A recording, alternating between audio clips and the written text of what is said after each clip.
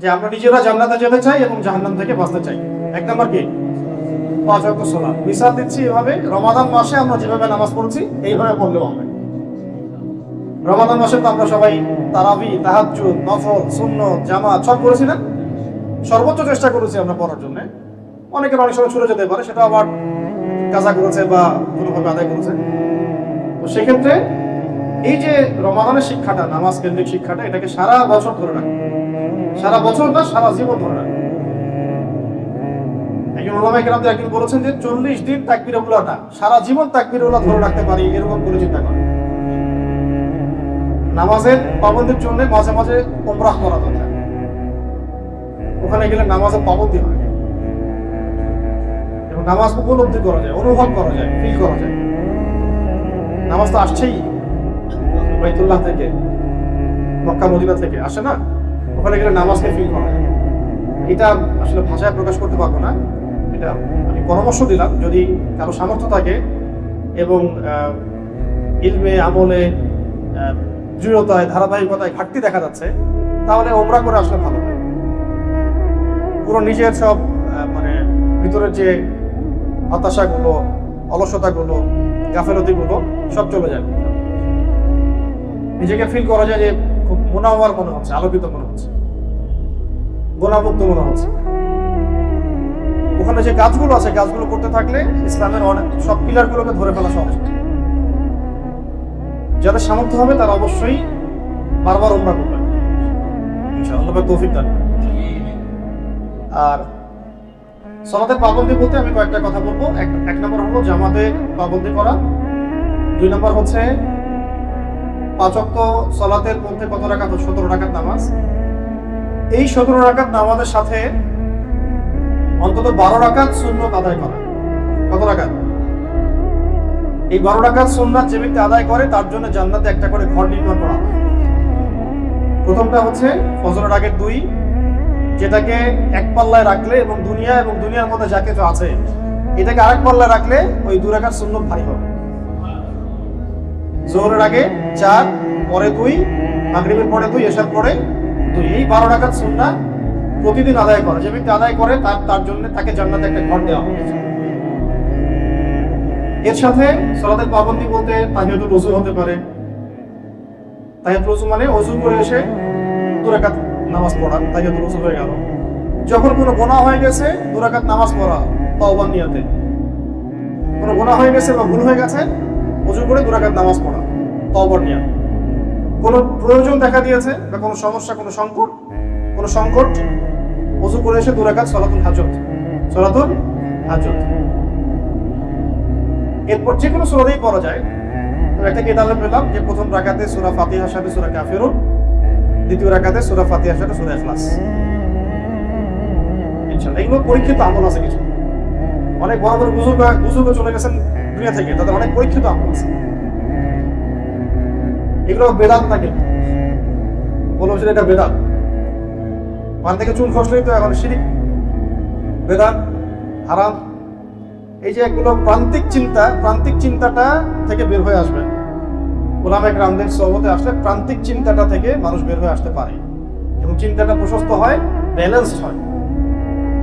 হ্যাঁ, তো প্রথম রাকাতে আপনি সূরা কাফিরুন যে কোনো সূরাই পড়তে পারেন। আমি বললাম যে অনেক বুজুর্গদের পরীক্ষিত কিছু আমল আছে। প্রথম রাকাতে সূরা ফাতিহার সাথে সূরা কাফিরুন, দ্বিতীয় রাকাতে সূরা ফাতিহার সাথে সূরা ইখলাস পড়ে তারা দোয়া করেছেন, কাজ হয়ে গেছে। অনেকে প্রথম রাকাতে সূরা ফালাক পড়েছেন, দ্বিতীয় রাকাতে সূরা নাস পড়েছেন, হয়ে গেছে। এরকম অনেক আমল আছে মানুষের যেগুলো ফল পাওয়া গেছে। ইতিপূর্বে বহু বড় বড় ওলামায়ে কেরাম, আকাবিরগণ, আসলাফগণ চলে গেছে, তারা এগুলো থেকে ফায়দা পেয়েছেন, তাই তাদের কিতাবাতে লিখেছেন। সেগুলো আমার করতে কোনো অসুবিধা নাই। তো এটা হলো সালাতুল হাজত। আর তাহিয়াতুল ওযু মানে ওযু করে এসে 2 রাকাত নামাজ পড়া। বেলাল রাদিয়াল্লাহু আনহু খাস আমল, খুসুসি আমল, যার ফলশ্রুতিতে তাকে নবী সাল্লাল্লাহু আলাইহি ওয়াসাল্লাম বলেছিলেন কি, জান্নাতে যখনই আমি যাই তোমার পায়ের আওয়াজ শুনতে পাই। এটা খুসুসি আমল ছিল। যখন ওযু ছুটে যাইতো তিনি ওযু করতেন, ওই ওযু দিয়ে 2 রাকাত নামাজ পড়তেন। এটা আমরা তাহিয়াতুল ওযু বলি। তাহিয়াতুল ওযু, মসজিদে ঢুকেছেন, নামাজ এখনো শুরু হয় নাই, ওযু আছে, 2 রাকাত নামাজ পড়ে বসা, এটার নাম তাহিয়াতুল মসজিদ। তাহিয়াতুল মসজিদ, এটাও আমল করা যায়। সালাতের পাবন্দি বলতে এগুলো চলে আসে। আর সবচেয়ে জরুরি সালাত হলো ফরজ সালাতের পরে তাহাজ্জুদ। কোন সালাত? এটা আমরা অনেকে মনে করি যে অনেক লম্বা সময় নিয়েই মনে হয় পড়তে হবে, অনেক বড় সূরাই মনে হয় লাগবে। 2 রাকাত নামাজ পড়লেও তাহাজ্জুদ আদায় হয়ে যাবে। ফজরের আগে আধা ঘন্টা আগে উঠেছেন, 2 রাকাত নামাজ পড়ে ফেলেছেন, আপনার তাহাজ্জুদের হক আপনি আদায় করেছেন, আলহামদুলিল্লাহ। আমরা তো ওইভাবে হক আদায় করতে পারবো না। আমি হাজিরা দিলাম, অন্তত কি দিলাম? হাজিরা দিলাম। অনেকে দেখা যায় এই যে এখনই 10টা বাজে, ঘুমাতে ঘুমাতে 12টা 1টা বেজে যাবে, স্বাভাবিক। কারণ এখন এমন ভাবে বিশ্বকে সাজানো হয়েছে, দিন হয়ে গেছে, রাত রাত হয়ে গেছে। অনেকে কিছু করার নাই, অনেকে জব সেকশন এমন, পড়াশোনা সেকশন এমন, প্যাটার্নটা এমন। আর যারা একটু ওয়াজ মাহফিল করতে যাবে তাদের তো কথাই, তাদের তো রাত আর রাত থাকবে না, রাত হবে দিন, দিন হবে রাত। এটাও একটা কারণ। এই সিস্টেমগুলো থেকে বের হতে হবে, মসজিদ ভিত্তিক প্রোগ্রাম করতে হবে। রাতের ঘুম ভাঙা হয়ে যায়, তো যদি দেরি হয়ে যায় ঘুমাতে, ঘুমানোর আগে 2 রাকাত নামাজ পড়ে ঘুমান, তাও কিয়ামুল লাইলের হক আদায় করুন, ঠিক আছে?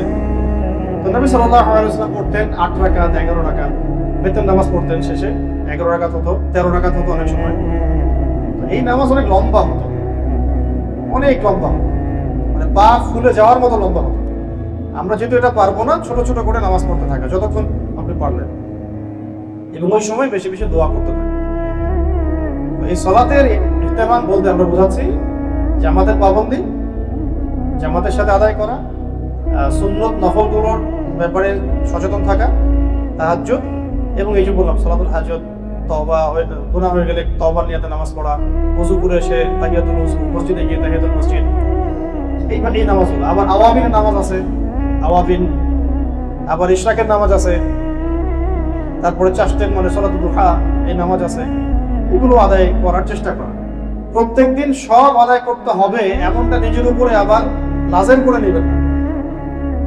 প্রত্যেকদিন আমাকে সবগুলোই করতে হবে, এটা নিজের উপর লাজেম করে নিলে আপনি মানে কঠিন হয়ে যাবে আপনার জন্য দিনটা।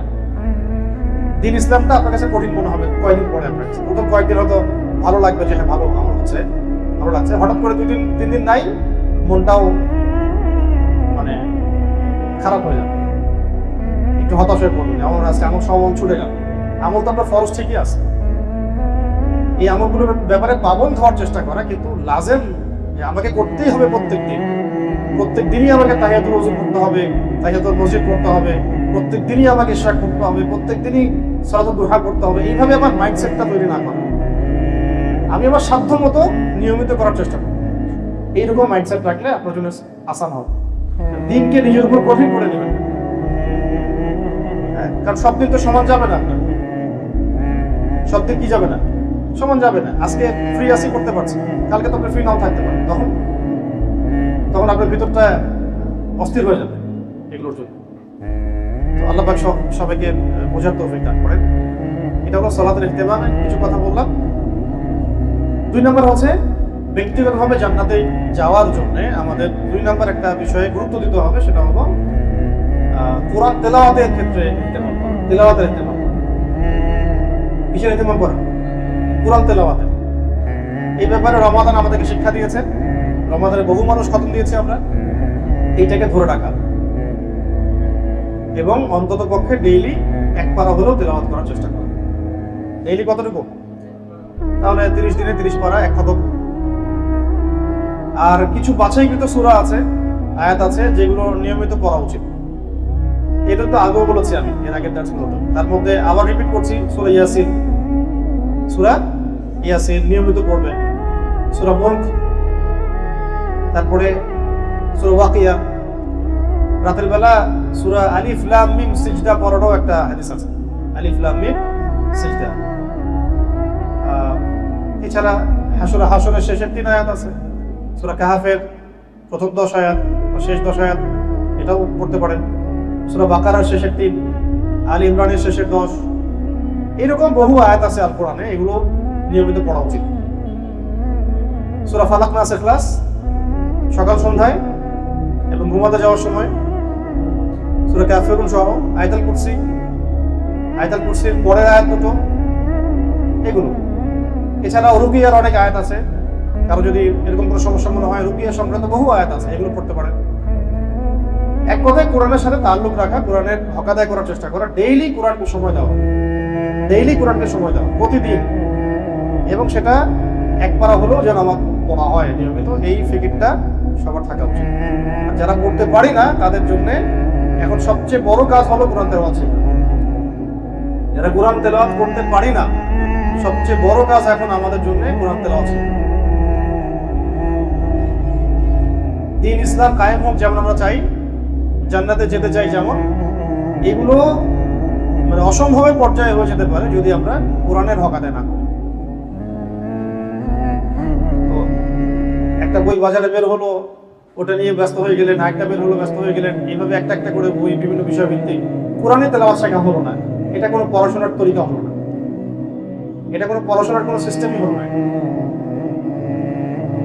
এখন যদি ধরেন আপনি সরেও না জানেন, কখও না জানেন, এবিসিডি না জানেন, এখন কি আপনি ক্লাস 10 ভর্তি হতে পারবেন? কোনো স্কুলে যদি আপনি যান, আপনাকে বলবে যে আগে আপনি প্লেতে পড়েন, নার্সারিতে পড়েন, 1-এ আসেন, 2-এ আসেন, তারপরে আসেন। অথবা যদি আপনার এই যোগ্যতা আপনি অন্য কোথাও থেকে হাসিল করে আসেন, টেস্ট নিয়ে দেখবে যে হ্যাঁ আপনি তো ক্লাস 10 পড়ার যোগ্য, তখন আপনাকে টেনে দিবেন। তাহলে ভুল কথা হচ্ছে আপনাকে শুরু থেকে শুরু করতে হবে।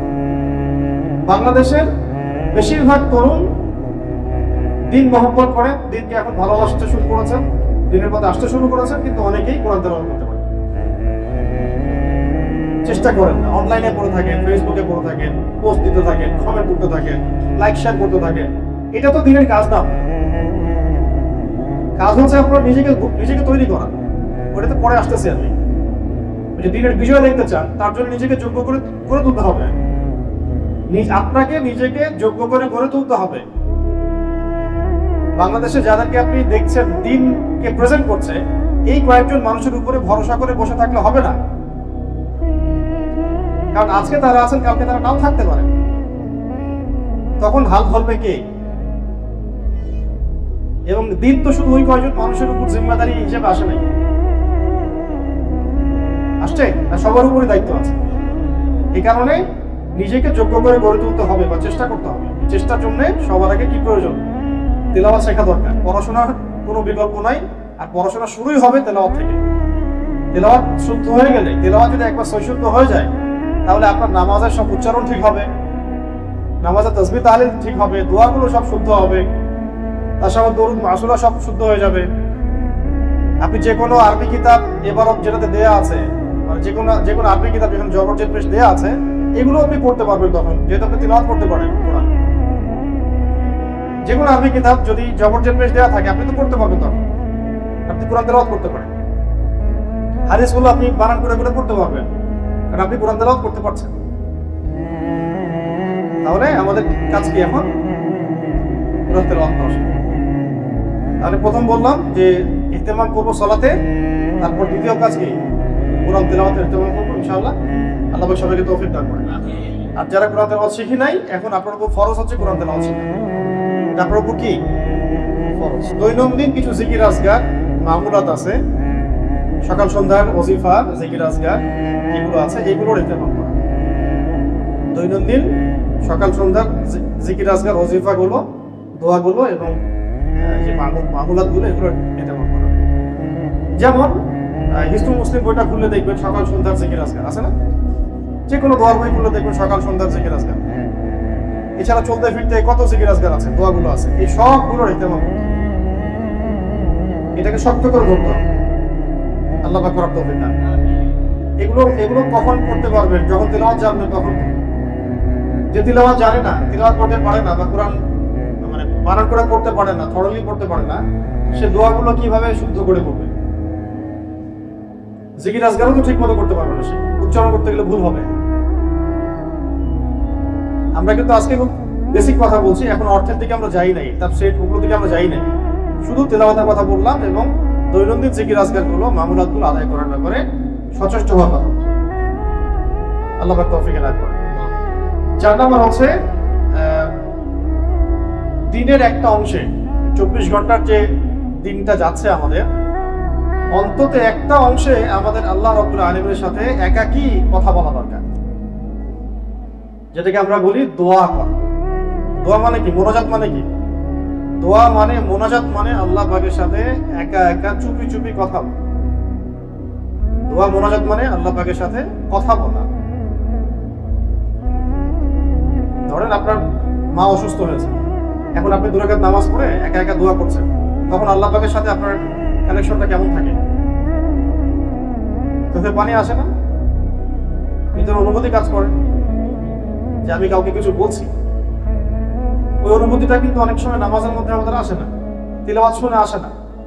কারণ যা বলছি অর্থ বুঝতে পারছি না, যা করছি তার অর্থ আমি বুঝতে পারছি না। কিন্তু মায়ের জন্য দোয়া করছেন, বাংলা দিয়ে দোয়া করছেন হাত তুলে, তখন আপনার মধ্যে ফিলিংসটা কাজ করছে যে আমি কি বলছি, কিন্তু আপনি অর্থটা বুঝতে পারছেন। এই জন্য আপনার অনুভূতিটা তীব্র হচ্ছে, চোখ দিয়ে পানি হচ্ছে। এই কারণে পরে দার্সে ইনশাআল্লাহ আমরা অর্থ বোঝার গুরুত্ব নিয়ে কথা বলবো এখানে ইনশাআল্লাহ। অর্থ বোঝা কেন গুরুত্বপূর্ণ তার মধ্যে এটা একটা বিষয়। তো দোয়ার বিষয়টা যেটা বলছিলাম, যে দিনের একটা অংশে, অন্তত একটা অংশে হোক, তাহাজ্জুদের সময় হোক, ফজরের পরে হোক, যে কোনো একটা সময় আল্লাহ পাকের সাথে একটু গভীর মোনাজাতে লিপ্ত হওয়া দরকার, যাতে চোখে পানি আসে। দিনে অন্তত একবার চোখে পানি আসা উচিত। এবং এই দোয়া সংক্রান্ত অনেক কিতাব আছে, তার মধ্যে একটা খুবই গুরুত্বপূর্ণ কিতাব হলো মুনাজাতে মাকবুল। মুনাজাতে মাকবুল, এই বইটা সব ভাষায় থাকা চাই। এখানে যে দোয়াগুলো আছে এত চমৎকার, এত সুন্দর, কেউ যদি অর্থ বুঝে এবং দিল থেকে এগুলো করতে পারে, ইনশাআল্লাহ তার দুনিয়া আখিরাতের জন্য কিছু চাওয়া বাকি থাকবে না ইনশাআল্লাহ। এত সুন্দর মুনাজাতে মাকবুল। আশরাফ আলী থানভী রহমাতুল্লাহ আলাইহি লিখেছেন আর সংকলন করেছেন। তো দোয়া ইহতিমাম করা। এছাড়া যদি আপনি চান যে আমি অনেক আরবি দোয়া জানি না, যেগুলো জানেন সেগুলোই করবেন। আর নির্দিষ্ট একটা সময় আপনি ফিক্স করে নেন, বসেন, যখন আপনি মারে গেছেন, যে কোনো ওয়াক্তে নামাজের পরে হতে পারে, ফজরের পরে হতে পারে, তাহাজ্জুদে হতে পারে, ঘুমানোর আগে হতে পারে, বাংলা দিয়ে আল্লাহ পাকের কাছে দোয়া করবেন যে কি আপনি চান, কি আপনি চান না, কি আপনার সমস্যা, কি আমার সমস্যা, কি আমার পেরেশানি, সবকিছু আল্লাহ পাকের সাথে শেয়ার করুন, সব কানেকশন উপর। এটা হলো দোয়া ইহতিমাম করা। আর এটা আমাদের জন্য খুব বেশি দরকার, কারণ আমরা দিনকে রিপ্রেজেন্ট করতে চাই এবং দিন প্রতিষ্ঠিত হবে এটা আমরা চাই। এখানে দোয়া ছাড়া আমাদের কিন্তু কোনো অস্ত্র নেই। আমাদের কাছে অস্ত্রটা কি এখন? হয়। আর 5 নম্বর হলো মুহাসাবা। 5 নম্বর কি? মুহাসাবা মানে হচ্ছে আত্মপর্যালোচনা, হিসাব নেওয়া, নিজের হিসাব নিজে নেওয়া, যে আমার দ্বারা সারাদিনে এমন কোনো কাজ হলো কিনা যেটা খারাপ, বা সারাদিনে আমি যা করতে চেয়েছিলাম সবগুলো করলাম কিনা, কিছু ছুটে গেল কিনা, ফরজ, ওয়াজিব, সুন্নাত, মুস্তাহাব, কোথায় আজকে গ্যাপ করবো, আমি কোথায় আজকে পিছায় পড়লাম, নাকি আজকে আমি একটু ভালো করলাম। যদি পিছায় পড়ি আস্তাগফিরুল্লাহ, যদি পিছায় পড়ি তাহলে আস্তাগফিরুল্লাহ, এবং আবার নতুন উদ্যমে পরের দিন থেকে শুরু করা। যদি পিছায় পড়ি, মনে হয় যেন আজকে একটু আমার কমে গেল আমল, তাহলে ইস্তেগফার করে, ইস্তেগফার তওবা করে পরের দিন থেকে আবার নতুন উদ্যমে শুরু করা। আর যদি ভালো হয়, আজকে খুব ভালো, মাশাআল্লাহ দাওয়াতের কাজ করলাম, নামাজ পড়লাম, আজকে মাশাআল্লাহ মানুষকে পড়ালাম, দান সদকা করলাম ইত্যাদি, তখন আবার যেন মনের মধ্যে কোনো কিবর বা অহংকার না আসে, আজকে আমি খুব ভালো করে গেছি, আজকে তো আমার চেয়ে ভালো কেউ করেই নাই, ওইটা আসলে আবার ধ্বংস হবে। ওটা হচ্ছে কিবর, রিয়া চলে আসে। যদি এমন হয় যে মনে হয় যে আজকে ভালো আমল করেছি, তাহলে শুকরিয়া আদায় করা, আলহামদুলিল্লাহ, আল্লাহ পাক আমাকে তৌফিক দিয়েছেন, আমি আজকে এই কাজগুলো করতে পেরেছি। ওই সময় যেন কোনোভাবেই মনের মধ্যে আবার এই অনুভূতি না আসে যে খুব আজকে তো মাশাআল্লাহ হেভি আমল করলাম, পাঠাই ফেলছি, ঠিক আছে, এরকম হয় কিন্তু। এবং তখনই মানুষ ফেসবুকে ঢোকে, ঢুকে অন্য কারো আমল নিয়ে সমালোচনা করা শুরু করে, আমি তো এরকম করছি, আর এত বুঝে গেছি। যখন মানুষ নিজেকে একটু সুপিরিয়র ভাবা শুরু করে, তখনই অন্যের পিছনে লাগা শুরু করে। এবং এটাই হচ্ছে ইবলিসের স্বভাব। কার স্বভাব? ইবলিসের স্বভাব। এটা ইবলিস বহু আমল করত, এত ইবাদত করতো, আল্লাহ পাকের ইবাদত করতে করতে করতে করতে এমন লেভেলে সে চলে গেছে যে আল্লাহ পাক তাকে ফেরেশতাদের সর্দার বানিয়ে দিয়েছে। আপনারা ভাবতে পারেন যে ইবলিস ছিল ফেরেশতাদের সর্দার, মানে জিবরাইল আলাইহিস সালামের উপরে ফেরেশতাদের সর্দার, মানে কি সব ফেরেশতাদের উপরে তার মাকাম চলে গেছে ইবাদত করতে করতে, আনুগত্য করতে করতে। একটা পর্যায়ে কি হলো, আল্লাহ পাক একটা আদেশ করলেন আদমকে সিজদা করো, সবাই সিজদা করলো ইল্লা ইবলিস। না করার পিছনে রিজনটা কি? সে বলছে যে ফালাকতানি মিন নার ফালাকতাহু মিন তিন, আল্লাহ আপনি তাকে সৃষ্টি করেছেন কি দিয়ে? মাটি দিয়ে। আমাকে সৃষ্টি করেছেন আগুন দিয়ে, আমি কিভাবে তাকে সিজদা করব? আর সে বলতেছে যে আপনি ভুল, আমি সঠিক। নাউযুবিল্লাহ। আবা ওয়াস্তাকবার, আল্লাহ পাক দুটো শব্দ বলছে, আবা ওয়াস্তাকবার, উদ্ধত হলো এবং অহংকার প্রদর্শন করো, অবাধ্য হলো, অহংকার প্রদর্শন করো, ব্যাস। আবা ওয়াস্তাকবার, উদ্ধত হলো, অবাধ্য হলো, অহংকার প্রদর্শন করলো, জাহান্নামীতে অন্তর্ভুক্ত হয়ে গেল।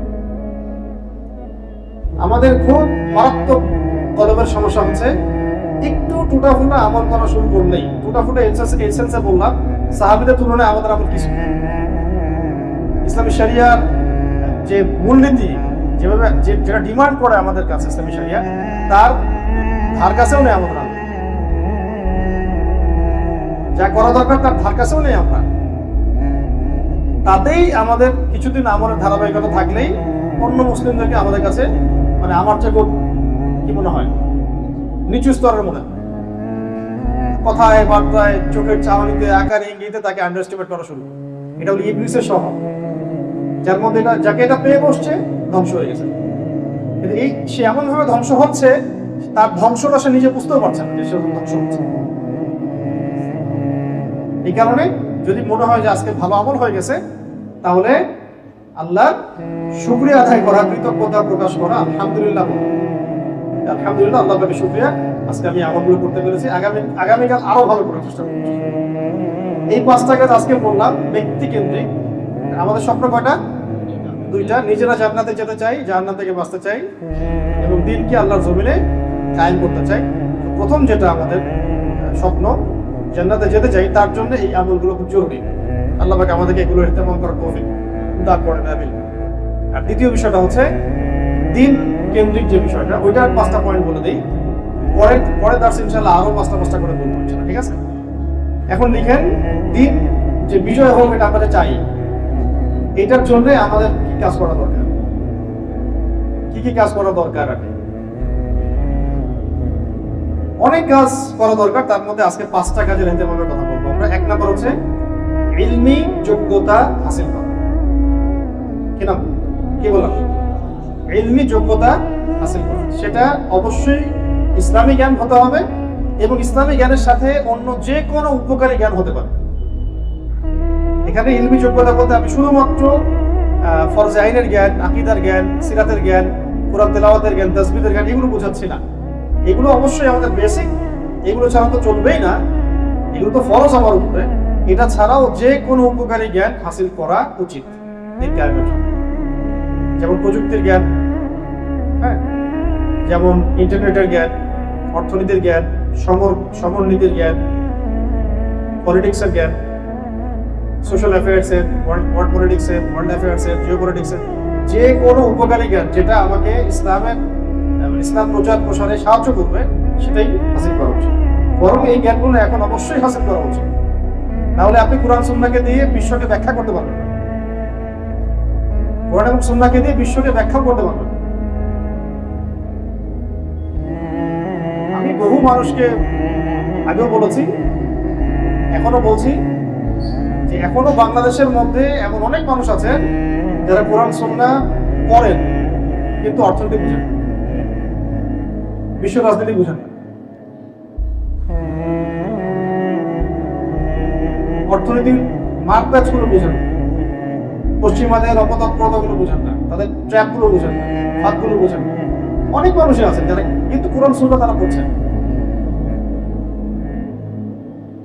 কাগজের মুদ্রা, ইলেকট্রনিক মানি আর দিনার দিরহামের পার্থক্য কি? কোনটা থাকলে ভালো হতো, কোনটা থাকলে আমাদের স্বার্থ উদ্ধার হতো, সেটা আমরা অনেকে বুঝি না। হালাল হারাম জায়েজ না জায়েজের প্রশ্ন তো আরেকটা প্রশ্ন। একটা প্রশ্ন হচ্ছে আমি ঠকছি না জিতছি। আমি ঠকতেছি না জিততেছি? এটা তো একটা গুরুত্বপূর্ণ প্রশ্ন। অর্থ ব্যবস্থা দিয়ে আমাদেরকে ঠকানো হচ্ছে। হালাল হারাম জায়েজ না জায়েজ সেটা তো একটা বড় মাসালা থাকলো, শরীয়তের মাসালা। একটা হচ্ছে এই যে বৈষয়িক মাসালা, যে আমাকে ঠকানো হচ্ছে, তো জুলুম করা হচ্ছে আমার উপরে।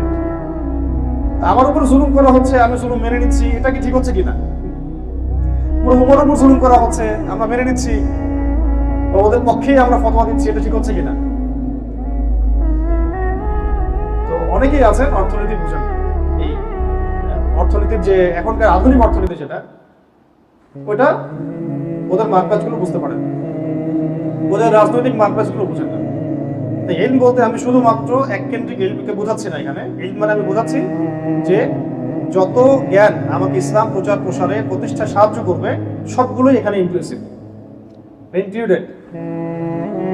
আর এমন কোনো জ্ঞান আমরা হাসিল করবো না যেটা ইসলাম প্রচারে আমাকে সহযোগিতা করবে না, এবং বেহুদা কাজ, কোনো ফজিলত নাই, কোনো লাভও নাই, শুধু শুধু এগুলোর পিছনে পড়ে থাকে। যেমন ওই যে কলা, সাহিত্য, এইগুলো আছে। তো এগুলোতে কি হইলো, একটা মিসাইলও তো তৈরি করতে পারলো, পারছে? 50 বছর 60 বছর হচ্ছে, থাক, এটা নিয়ে আপনারা আর হাসাহাসি করেন না, কারণ এটা আমাদের জন্য লজ্জা। মানে এই যে আমরা মাঝে মাঝে একটা বিষয় পেলে ট্রল করি, আপনি কাকে ট্রল করতেছেন? মানে ট্রল তো করতেছেন নিজেকে। আপনার আমার দেশে একটা বড় মানে একটা মিসাইল এসে পড়লে আমরা ঠেকাতে পারবো না, পারবো কিনা ঠিক নাই, এটা আমাদের জন্য লজ্জা। আমরাই বা কি করলাম? আমাদের প্রিভিয়াস জেনারেশন কি করছে? একটার পর একটা গভর্নমেন্ট আসছে আর গেছে, তারা কি করেছে? কেন করতে পারলো না? কেন ওই জায়গায় আসলো 50 বছর পরে?